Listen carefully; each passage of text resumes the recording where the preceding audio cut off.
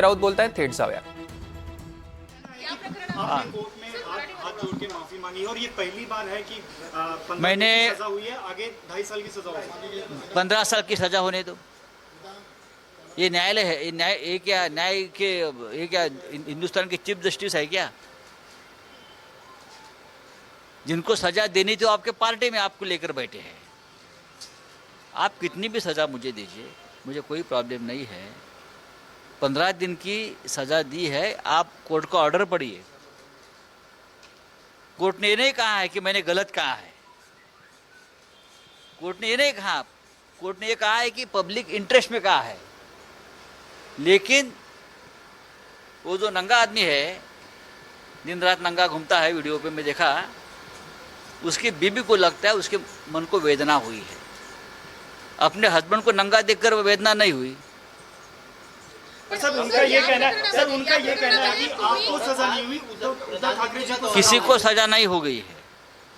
ये पूरी न्याय व्यवस्था का संघीकरण हो गया है. आपने कहा चीफ जस्टिस के घर पे है. मैंने कहा ना, चीफ जस्टिस के घर में हमारे प्रधानमंत्री लड्डू खाने को जाते हैं प्रसाद का. पूरा देश देखता है, तो कहाँ हमारे जैसे लड़ने वाले लोगों को न्याय कहाँ मिलेगा? हमको तो सजा ही मिलेगी ना. पॉलिटिकली वेंडेड के तहत हुआ है. राहुल गांधी का भी जिक्र किया कि राहुल गांधी को भी दबाने की कोशिश करनी. मला जाऊ द्या ना, मला जेलमध्ये पाठवायचं त्यांना पाठवू द्या ना. जर आम्ही सत्यासाठी संघर्ष करत असताना जर कोणाला आम्हाला जेलमध्ये पाठवायचं असेल तर आमची तयारी आहे. आम्ही डरपोक आणि गांडून आहे तुमच्यासारखी.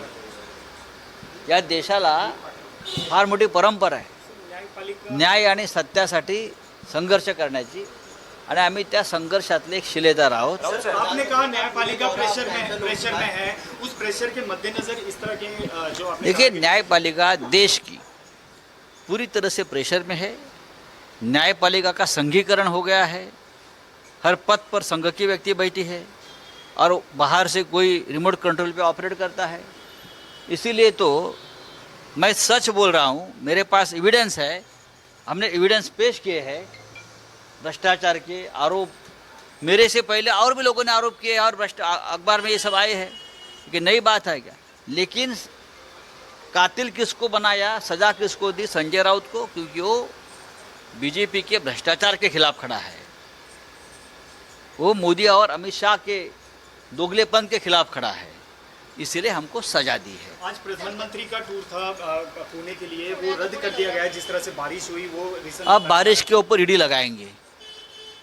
इतना बारिश हो गया और प्रधानमंत्री जी का दौरा रद्द हो गया है, तो शायद बारिश के ऊपर ईडी सीबीआय की जांच हो सकती है. साहेब, एक मराठीत प्रश्न आहे की नाना पटोलेंना काँग्रेसच्या पक्षश्रेष्ठींनी सबुरीचा सल्ला दिलाय. जागा वाटप असेल किंवा मुख्यमंत्री पदाबाबत केलेली विधान असतील, हे सगळं आता दिल्ली दरबारी आहे आणि तुम्ही दिल्लीला चाललेला आहात.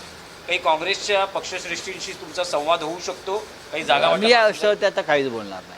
राऊत साहेब, आणखी एक छत्रपती शिवाजी महाराजांचा पुतळा कोसळला या प्रकरणात जी चौकशी समिती स्थापन केली होती, त्यांनी आपला अहवाल दिलेला आहे. त्यात असं म्हटलेलं आहे की कमकुवत बांधकामामुळे हा पुतळा कोसळला. कोट्यावधी रुपयाचा टेंडर किंवा मंजूर झालेले असताना 20-25 लाख पुतळा बनवण्याच्या कामावर खर्च झाले असं समोर आहे. म्हणजे भ्रष्टाचार झाला. वैभव नाईक आमचे जे स्थानिक आमदार आहेत त्या भागातले, त्यांनी त्या संदर्भातल्या हा भ्रष्टाचाराचा पैसा कुठे वापरला गेला हे स्पष्ट केलं. आता ज्या न्यायालयानं किंवा ज्या न्यायसंस्थेनं आम्हाला तुरुंगवासाची शिक्षा ठोठावली, ते छत्रपती शिवाजी महाराजांच्या पुतळ्यात जो भ्रष्टाचार झालेला आहे त्या संदर्भात कोणती भूमिका घेणार? की त्यांना निर्दोष सोडणार?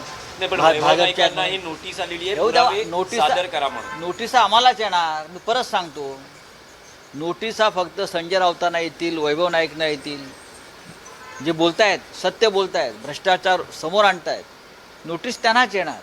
भ्रष्टाचार करणाऱ्यांना मंत्रिपदं दिली जातील. गाडीखाली चिरडणाऱ्या जे लोक आहेत भाजपमध्ये त्यांना पदं भूखंडे दिले जातील 5-5 कोटीचे स्वस्तात नागपूरला. त्या तिथे विरार नाला सोपाऱ्यामध्ये भाजपच्या एका पदाधिकाऱ्याने बलात्कार केला. त्याचाही फोटो मी आज बघितला. या मुलुंडच्या नागड्या पोपटलाल बरोबर आहे. सत्कार करताना. आता एन्काउंटर करणार आहेत का तुम्ही त्याचं? सिंगमसारखे पोस्टर लावून फिरताय की सिंगमगिरी दाखवा तुमच्या लोकांवर. तुम्ही आम्हाला कितीही आमच्या छातीवर बंदुका रोखा, आम्हाला तुरुंगात टाका. एक वेळ अशी येईल भविष्यात लवकरच या राज्यात आणि देशात जेव्हा आमची सत्ता येईल ना, हा सगळा हिशोब अगदी न्याय व्यवस्थेचा देखील केला जाईल. मोदी जी हरियाणा में थे, उनका कहना है कि पूरा हरियाणा स्टेट दामाद के नाम कर दिया है कांग्रेस.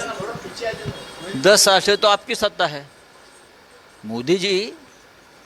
आप जो बोल रहे हैं, आपके पास बहुत एजेंसी है, आपको ये पता नहीं कि 10-15 साल से हरियाणा में बीजेपी की सरकार है, आपके मुख्यमंत्री है, मनोहर लाल खट्टर आपके खासम खास है, आपके संघ के प्रचारक रहे आपके साथ. तो दामाद के साथ नाम पर किया है, तो आपकी सरकार क्या कर रही थी? पश्चिम महाराष्ट्र और दूसरी बात है, अडानी के नाम पर देश करने से अगर हमारे झाल्याचं त्यांची प्रतिक्रिया सुद्धा आली आहे. मोदींच्या दौऱ्यात पाऊस आहे, त्यामुळे त्याच्यावर सुद्धा ईडी लावतील असं त्यांनी म्हटलंय. तर जेलमध्ये जायला मी तयार आहे, मी घाबरत नसल्याचं देखील त्यांनी स्पष्ट केलंय. आम्ही डरपोक नाही, भाजपच्या भ्रष्टाचाराविरोधात मी आवाज उठवला असं संजय राऊत म्हणाले.